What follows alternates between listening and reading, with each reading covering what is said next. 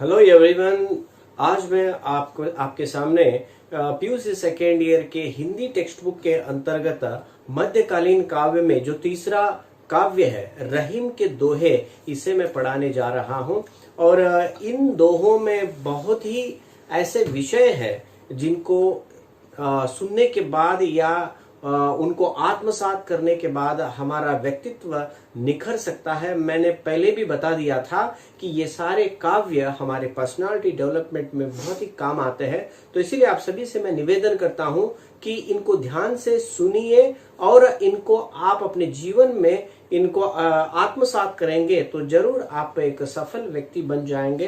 तो उस तरह के विषय इसमें है और मेरा ये वीडियो पूरी तरह अंत तक देखते रहिएगा। इससे पहले कि मैं वीडियो शुरू कर दूं, उन लोगों को मैं धन्यवाद कहना चाहता हूं जिन लोगों ने सब्सक्राइब किया है, लाइक किया है और कमेंट किया है और शेयर किया है। और जल्द से जल्द आप कमेंट कीजिए और लाइक कीजिए, शेयर कीजिए, ताकि मैं और भी अच्छे वीडियो बनाकर आपको भेज सकूं। सबसे पहले इस वीडियो के अंतर्गत मैं आपको बताना चाहता हूं कि रहीम के जीवन काल के बारे में।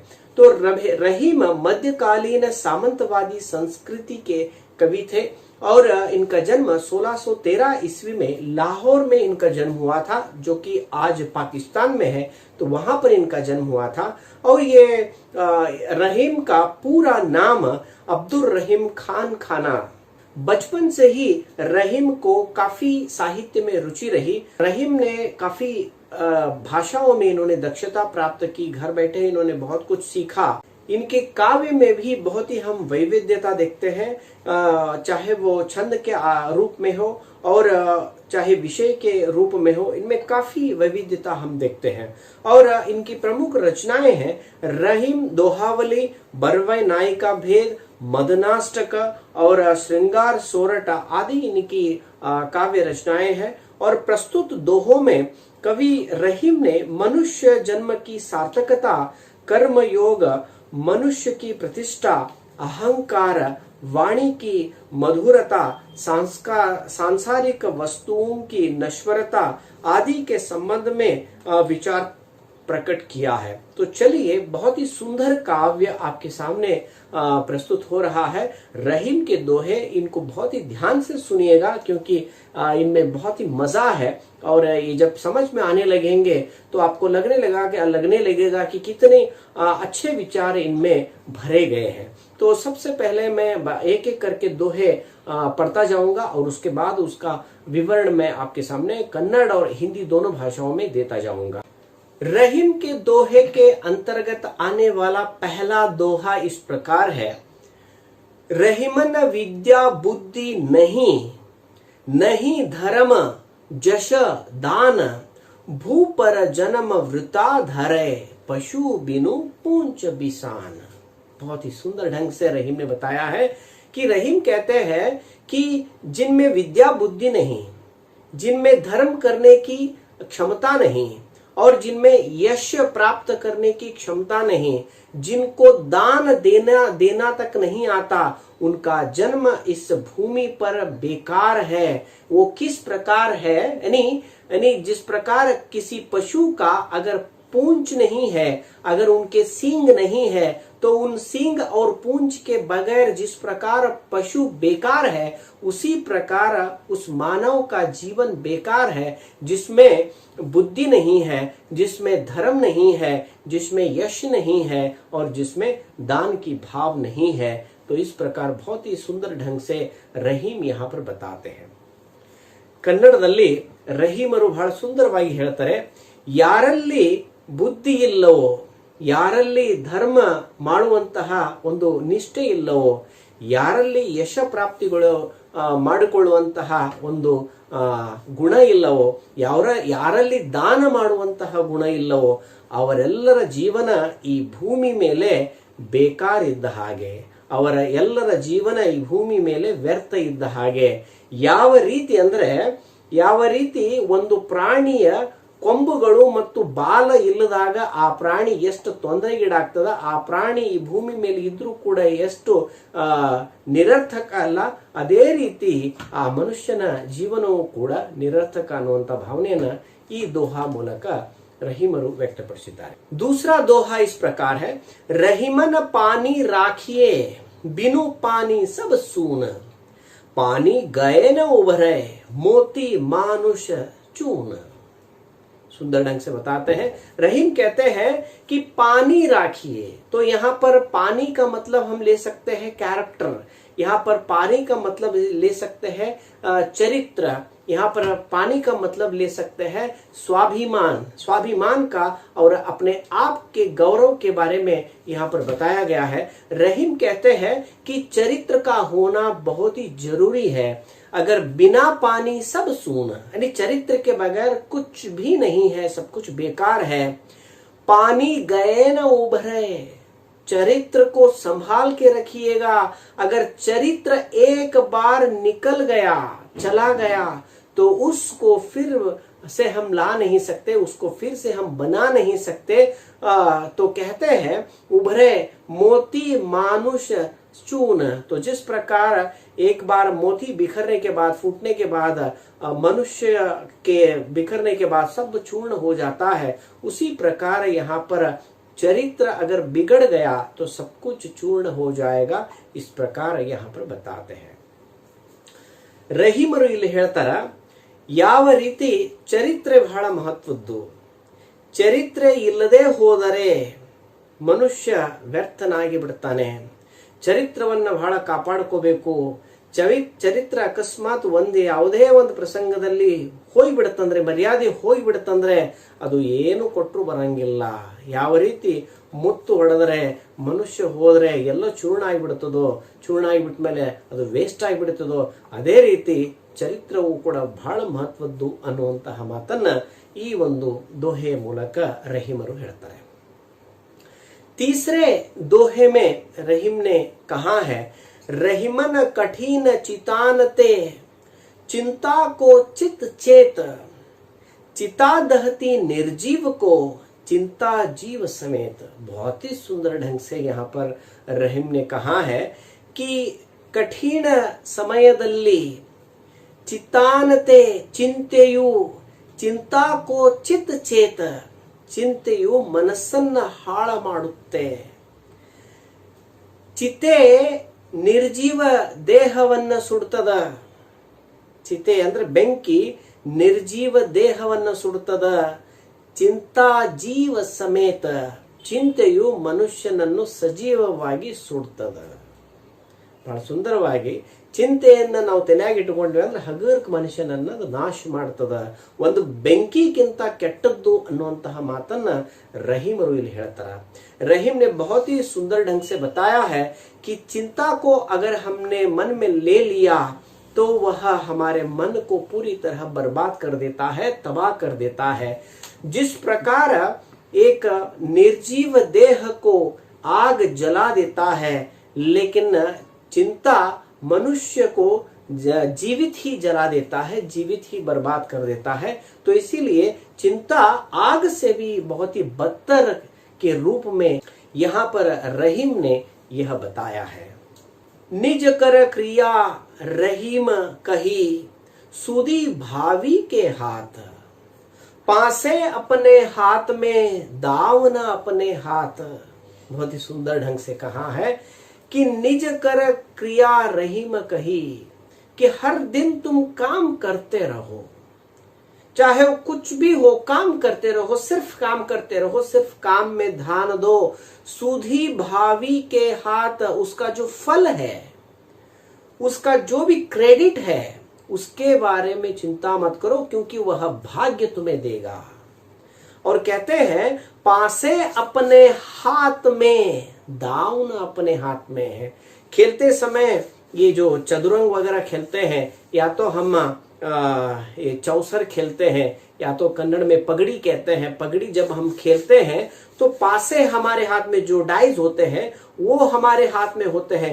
वे हम फेंक सकते हैं, लेकिन कितना पड़ेगा, कितने नंबर्स वहां पर आएगा, यह हमारे हाथ में नहीं है, क्योंकि फल हमारे हाथ में नहीं है. सिर्फ फेंकना हमारा काम है, सिर्फ काम करना हमारा काम है. तो बहुत ही सुंदर ढंग से इसमें बताया है. ಕನ್ನಡದಲ್ಲಿ ಹೇಳಬೇಕಂದ್ರೆ ರಹೀಮರು ಹೇಳ್ತಾರ, ದಿನನಿತ್ಯದ ನೀನು ಕಾರ್ಯವನ್ನು ಮಾಡ್ತಾ ಹೋಗು. ಯಾವಾಗಲೂ ಕೂಡ ಪ್ರತಿಫಲದ ವಿಚಾರವನ್ನ ಮಾಡಬೇಡ. ಯಾಕಂದ್ರೆ ಪ್ರತಿಫಲವನ್ನು ಕೊಡೋದು ಭಾಗ್ಯ, ಭಗವಂತ ಕೊಡ್ತಾನ ಅದನ್ನ. ನೀನು ಅಕಸ್ಮಾತ್ ಪ್ರತಿಫಲದ ವಿಚಾರ ಮಾಡ್ಕೊಂತ ಕುಂತ ಅಂದ್ರೆ ಕೆಲಸ ಕೆಡ್ತದ.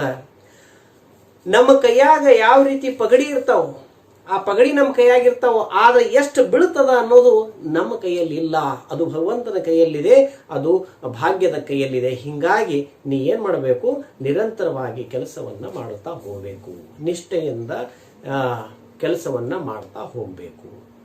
इसके बाद पांचवें दोहे में रहीम ने बहुत ही सुंदर ढंग से बताया है, रहीमन गली है सांकरी दूजो न टहराही, आपू आहे तो हरि नहीं, हरि तो आपन नहीं। तो बहुत ही सुंदर ढंग से यहाँ पर बताया है। रहीम कहते हैं कि मन की जो गली है यह बहुत ही छोटा है, इसमें दूजो न टहरही, दो लोग इसमें एक बार नहीं जा सकते, दो लोग एक बार उसमें एक साथ नहीं खड़े हो सकते। क्या क्या दो लोग यानी कौन है? आपू आहे तो हरि नहीं, जब मैं हूं, मैं अहंकार है, तो उस समय भगवान नहीं हो सकते। जब भगवान होंगे तब मैं नहीं होगा, यानी जब मैं निकल जाएगा तभी भगवान हो सकते हैं। यानी ये दो लोग भगवान और अहम एक साथ नहीं जा सकते, एक साथ खड़े नहीं हो सकते, इनमें से कोई एक खड़ा हो सकता है। इस तरह रहीम ने बहुत ही सुंदर ढंग से इसमें बताया है।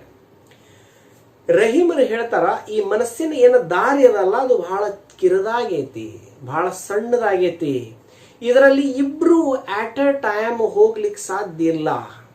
ಯಾರ್ಯಾರವರು ಇಬ್ರು? ಒಂದು ನಾನು ಅಹಂಕಾರ ಇತ್ತಂದ್ರೆ ಭಗವಂತ ಇರಾಕ್ ಸಾಧ್ಯ ಇಲ್ಲ, ಅಕಸ್ಮಾತ್ ಅಹಂಕಾರ ಹೋಯ್ತು ಅಂದ್ರೆ ಭಗವಂತ ಇರಾಕ್ ಸಾಧ್ಯ ಅದ. ಇವು ಎರಡರಲ್ಲಿ ಒಬ್ರು ಯಾರು ಇರಬಹುದು, ಒಂದು ಅಹಂಕಾರ ಇರಬಹುದು, ಒಂದು ಭಗವಂತ ಇರಬಹುದು. ಭಗವಂತ ಇದ್ರ ಅಹಂಕಾರ ಇರಂಗಿಲ್ಲ, ಅಹಂಕಾರ ಇತ್ತಂದ್ರೆ ಭಗವಂತ ಬರಂಗಿಲ್ಲ ಅನ್ನುವಂತ ಮಾತನ್ನ ರಹೀಮ್ ದಾಸರು ಇಲ್ಲಿ ಬಹಳ ಸುಂದರವಾಗಿ ಹೇಳ್ಯಾರ. रहीमन जिव्या बावरी कही गई सरग पताल, आपू तो कही भीतर रही जूती खात कपाल। बहुत ही सुंदर ढंग से यहाँ पर रहीम ने बताया है कि जिव्या बावरी, तो ये जो जीव है ये बहुत ही पागल है, इसको बहुत ही कंट्रोल में रखना चाहिए, इसको बहुत ही नियंत्रण में रखना चाहिए। कही गई सरग पताला, ये कुछ भी कह देता है और इसका क्या होता है परिणाम, आकाश पाताल जितना अंतर हो जाता है। तो इसीलिए इस जीव का प्रयोग बहुत ही सोच के करना चाहिए। जीव का प्रयोग यानी वाणी का प्रयोग बहुत ही सोच के करना चाहिए। उसके बाद कहते हैं, आपू तो कहीं भीतर रही, तो जीव तो अंदर रहता है, कहकर चला जाता है अंदर, लेकिन मार किसको खाना पड़ता है? खोपड़ी को खाना पड़ता है। तो इसीलिए ध्यान रहे, तो इसका परिणाम बहुत ही बुरा होता है। अगर एक शब्द जीभ से अलग निकल गया या बुरा निकल गया तो उसका परिणाम भी बहुत ही बुरा होता है। इसके बारे में यहाँ पर बहुत ही सुंदर ढंग से बताया गया है। ರಹೀಮರು ಹೇಳ್ತಾರ, ಈ ನಾಲಿಗೆ ಬಹಳ ಹುಚ್ಚದ, ಈ ನಾಲಿಗೆ ಬಹಳ ಕೆಟ್ಟದ್ದದ, ಇದು ಏನಾರ ಒಂದು ಹೇಳ್ಬಿಡ್ತದ, ಅದರ ಒಂದು ಪರಿಣಾಮ ಏನಾಗ್ತದ, ಆಕಾಶ ಮತ್ತು ಪಾತಾಳದಷ್ಟು ಪರಿಣಾಮ ಆಗ್ತದ. ತಾನು ಮಾತ್ರ ಒಳಗಿರ್ತದ, ನಾಲಿಗೆ ಯಾವಾಗಲೂ ಒಳಗಿರ್ತದ, ಏನಾರ ಹೇಳಿ ಒಳಗೆ ಹೋಗ್ಬಿಡ್ತದ, ಆದ್ರೆ ಹೊಡ್ತ ಯಾರು ತಿನ್ಬೇಕಾಗ್ತದ? ತಲಿ ಪೆಟ್ಟು ಬೀಳ್ತದ. ಅದಕ್ಕ ವಿಚಾರ ಮಾಡಿ ಮಾತಾಡಬೇಕು. ಮಾತಾಡೋ ಹೊತ್ನಾಗ ಏನಾರ ನಾಲಿಗೆ ಕೊಟ್ಟಂತ ದೇವ್ರ ಅಂತ ಹೇಳಿ ಏನ್ ಬೇಕಾದ ಮಾತಾಡೋದಲ್ಲ, ವಿಚಾರ ಮಾಡಿ ಮಾತಾಡಬೇಕು ಅನ್ನೋ ಮಾತನ್ನ ಇಲ್ಲೇ ರಹೀಮ್ ದಾಸರು ಈ ದೋಹೆ ಮೂಲಕ ಹೇಳ್ತಾರೆ. धनी रहीम जलपंख को लघु जीय पियत अघाय, उददी बड़ाई कौन है जगत पियासो जाए।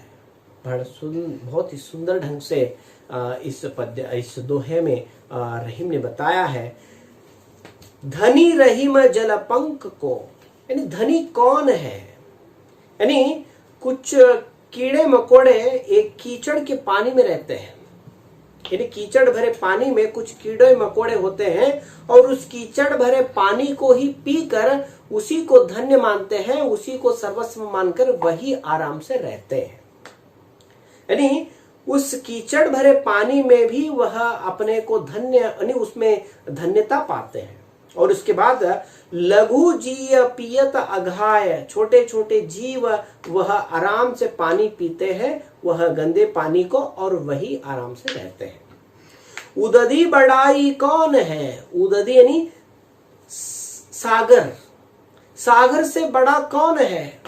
सागर बहुत ही विशाल है, बहुत ही बड़ा है, लेकिन जगत पियासो जाए, लेकिन इसमें से सागर से कोई प्यासा अपनी प्यास नहीं बुझा सकता। इसका मतलब है कि उपयोगी होना बहुत ही जरूरी है, सार्थक होना बहुत ही जरूरी है। जब आप किसी के उपयोग नहीं होंगे, जब आप कोई सार्थक नहीं होंगे, तो जीवन बेकार है। इस प्रकार रहीम ने यहाँ पर बहुत सुंदर ढंग से बताया है। इल्ले रहीमರು ಹೇಳ್ತಾರೆ, ಈ ಸಣ್ಣ ಒಂದು ಜಲಾಶಯದಲ್ಲಿ, ಕೆಟ್ಟ ಕೊಳಕಾದಂತಹ ಜಲಾಶಯದಲ್ಲಿ ಸಣ್ಣ ಸಣ್ಣ ಜೀವಗಳು ಅದರಲ್ಲಿ ಇರ್ತಾವ. ಆ ಕೊಳಕ ನೀರನ್ನ ಕುಡಿದು ತಮ್ಮ ಜೀವನವನ್ನ ಮಾಡ್ತಾವ. ಆದ್ರ ದೊಡ್ಡ ಸಾಗರದಲ್ಲಿ ಬಹಳಷ್ಟು ನೀರಿರ್ತದ. ಅಷ್ಟು ನೀರಿದ್ರೂ ಕೂಡ ಬಹಳಷ್ಟು ಜೀವಗಳು ಏನಾಗ್ಬಿಡ್ತಾವ, ಅದನ್ನ ಕುಡಿಲಾರದೆ ತಮ್ಮ ಬಾಯಾರಿಕೆಯನ್ನ ನೀಗಿಸ್ಲಿಕ್ಕೆ ಸಾಧ್ಯನೇ ಇಲ್ಲ. ಯಾಕಂದ್ರ ಆ ನೀರು ಉಪಯೋಗ ಇಲ್ಲ. ಇದರಲ್ಲಿ ಹೇಳೋ ಏನಂದ್ರ ಸಾಣದ ದೊಡ್ಡದ ಅನ್ನೋದು ಮುಖ್ಯ ಅಲ್ಲ, ಯಾವುದು ಸಾರ್ಥಕ್ ಅದ, ಯಾವುದು ಉಪಯೋಗಿ ಅದ ಅದು ಬಹಳ ಮಹತ್ವದ್ದು ಅನ್ನೋ ಮಾತನ್ನ ಈ ಒಂದು ದೋಹೆ ಮೂಲಕ ರಹೀಮರು ಹೇಳ್ತಾರೆ. ಏಕೈ ಸಾಧೆ ಸಬ್ ಸಧೆ, ಸಬ್ ಸಾಧೆ ಸಬ್ ಜಾಯ್, रहीमन मूल ही सिंचीबो, फूले फले अघाय। बहुत ही सुंदर ढंग से रहीम कहते हैं कि एक साधना में निरत रहो, एक ही भगवान पर निरत रहो, एक ही भगवान का स्मरण करते रहो, या एक ही काम में तल्लीन रहो। इसके अर्थ बहुत ही ले सकते हैं, लेकिन यहाँ पर समय कम है, तो इसीलिए मैं कुछ ही शब्दों में यह वीडियो समाप्त कर रहा हूं, क्योंकि यहाँ पर बताया गया है कि एक ही साध है सब सद है। एक काम में तल्लीन हो जाओ, एक ही भगवान में विश्वास रखो, और बाकी सब अपने आप होता जाएगा। तो बहुत सारे विचारों में एक साथ तल्लीन होगे तो कोई भी विचार में तुम परिपूर्ण नहीं हो सकते। और उसके बाद कहते हैं, रहीमन मूल ही सिंचीबो, फूले फले अघाय। तो रहीम कहते हैं, जिस प्रकार फूलों के पौधे को आप पानी कहाँ देते हैं? फूलों को नहीं देते, तो उसके जड़ को आप पानी देते हैं। उसके जड़ को पानी देने के बाद अपने आप में फूल खिलते हैं और फूल प्रफुल्लित हो जाते हैं। तो उसी प्रकार हमें एक ही मूल आधार को पकड़ के चलना चाहिए, एक ही पर विश्वास रखना चाहिए, एक ही काम करते रहना चाहिए, एक ही भगवान पर विश्वास रखना चाहिए। यह बात यहाँ पर बताई गई है। ಕನ್ನಡದಲ್ಲಿ ಹೇಳಬೇಕಂದ್ರ ರಹೀಮರು ಹೇಳ್ತಾರ, ಒಂದೇ ಕೆಲಸವನ್ನ ಮಾಡ್ತಾ ಇರು, ಒಂದೇ ಭಗವಂತನ ಮೇಲೆ ವಿಶ್ವಾಸವಿಡು. ಅನೇಕ ವಿಚಾರಗಳನ್ನ ಒಂದೇ ಸಮಯದಲ್ಲಿ ತೆಗೆದುಕೊಂಡಾಗ ಬಹಳಷ್ಟು ವಿಚಾರಗಳನ್ನು ನೀನು ಸರಿಯಾಗಿ ಮಾಡಲಿಕ್ಕೆ ಸಾಧ್ಯ ಇಲ್ಲ. ಯಾಕಂದ್ರ ಒಂದು ಹೂವಿನ ಗಿಡದ ಬೆಳಿಬೇಕಂದ್ರ ಆ ಗಿಡದ ಬುಡದಲ್ಲಿ ನಾವು ನೀರು ಉಣಿಸ್ಬೇಕು, ಹೊರತಾಗಿ ಆ ಪ್ರತಿಯೊಂದು ಹೂವಿಗೆ ನೀರನ್ನು ಉಣಿಸ್ತಾ ಹೋದಾಗ ಅದು ಗಿಡ ಏನಾಗಂಗಿಲ್ಲ, ಬೆಳೆಯಂಗಿಲ್ಲ. ಅದೇ ರೀತಿ ಇಲ್ಲಿ ಹೇಳೋ ವಿಚಾರ ಏನಂದ್ರೆ, ನಾವು ಯಾವಾಗಲೂ ಏನಾಗಿರಬೇಕು, ಒಂದೇ ವಿಚಾರದಲ್ಲಿ ತಲ್ಲೀನರಾಗಬೇಕು. ಒಂದು ವಿಚಾರದಲ್ಲಿ ತಲ್ಲೀನರಾದ್ವಿ, ಒಂದನ್ನ ನಾವು ಹಿಂದೆ ಹತ್ತಿದ್ವಿ, ಒಂದನ್ನ ನಾವು ಕಂಡು ಹಿಡ್ಕೊಂಡ್ವಿ ಅಂದ್ರೆ ಬಹಳಷ್ಟು ತಂತನ ಅದರಿಂದ ಬರ್ತಾವ. ಫಾರ್ ಎಕ್ಸಾಂಪಲ್ ಚಕ್ರದ ಆವಿಷ್ಕಾರದಿಂದ ಎಷ್ಟೊಂದು ಆವಿಷ್ಕಾರಗಳಾದವು, ಕಂಪ್ಯೂಟರ್ದ ಆವಿಷ್ಕಾರದಿಂದ ಎಷ್ಟೊಂದು ಆವಿಷ್ಕಾರಗಳಾದವು. ಅದೇ ರೀತಿ ಒಂದನ್ನ ನಾವು ಹಿಂದೆ ಬೆನ್ನ ಹತ್ಕೋತ ಹೋಗ್ಬೇಕು, ಅದರಿಂದ ಸಾಕಷ್ಟು ವಿಚಾರಗಳು ನಮ್ಮ ಮುಂದೆ ಬರ್ತಾವ ಅನ್ನೋ ಮಾತನ್ನ ಒಟ್ಟಾರೆ ರಹೀಮರು ಈ ಒಂದು ದೋಹೆಗಳ ಮೂಲಕ ಮನುಷ್ಯನ ಒಂದು ಒಳಗಿನ ಗುಣಗಳನ್ನ ಶುದ್ಧ ಮಾಡಲಿಕ್ಕೆ ಪ್ರಯತ್ನ ಮಾಡಿದ್ದಾರೆ ಅನ್ನೋ ಮಾತನ್ನ ಇಲ್ಲಿ ತೋರಿಸಲಾಗ್ತಾ ಇದೆ. कुल मिला के इन दोहों में किसी भी व्यक्ति के चरित्र को सुधारने की बात यहाँ पर बताई गई है। बहुत ही सुंदर, बहुत ही सात्विक, बहुत ही लौकिक है ये विचार। तो उन विचारों को यहाँ पर प्रस्तुत किया है कि आशा करता हूं कि आप सभी को यह वीडियो बहुत ही पसंद आया होगा। जो भी आपके कमेंट्स है, जो भी आपके विचार है, मुझे आपके सुझाव वगैरह मुझे आप कमेंट में लिख के भेजिए, ताकि मैं और भी इसके बारे में विचार कर सकूं और सुधार कर सकूं। आप सभी ने मुझे समय दिया, इसके लिए धन्यवाद।